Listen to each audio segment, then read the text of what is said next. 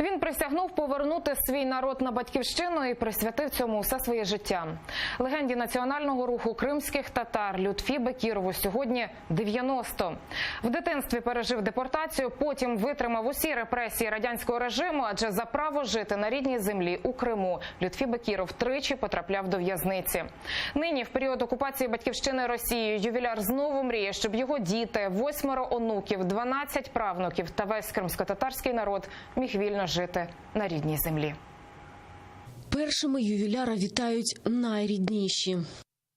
Lütfi babamız. Allah sizge sağlık bağışlasın.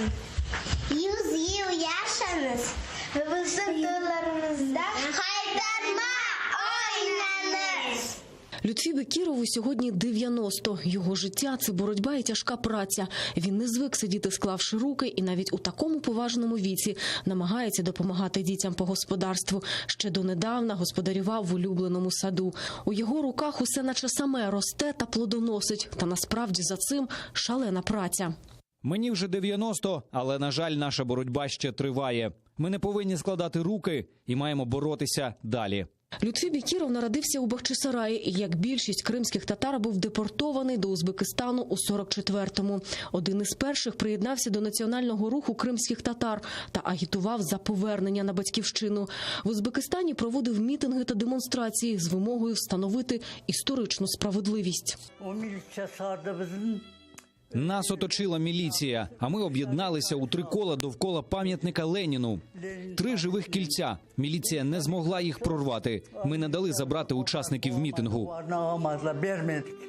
Арешт і буцигарня. Такою була миттєва відповідь радянської влади для всіх незгодних. Це був перший та не останній вирок для Лютфі Ага. За свою боротьбу та принциповість він тричі потрапляв до радянських буцигарень та не переставав боротися. У 68-му за програмою так званої вербовки переїхав до Криму. Родина оселилася у селі Некрасове Красногвардійського району. Та скоро ейфорія від повернення на батьківщину пройшла.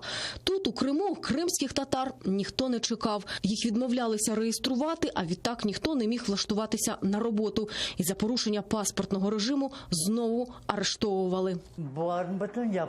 Їх головна мета була залякати народ, повернути назад у місця висилки, не дати можливості повернутися назад на батьківщину.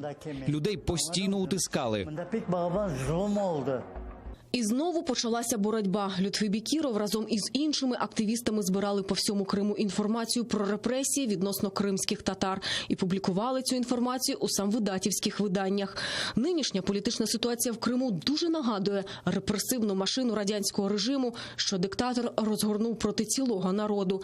Та Лютфі Ага певен, кримські татари вистояли тоді, переможуть і нині. І дуже мріє, щоб народ міг вільно жити на рідній батьківщині. Мы построим в крымской земле очень счастливую жизнь со всеми проживающими на этой земле людьми. Діана Алієва, Заман, АТР.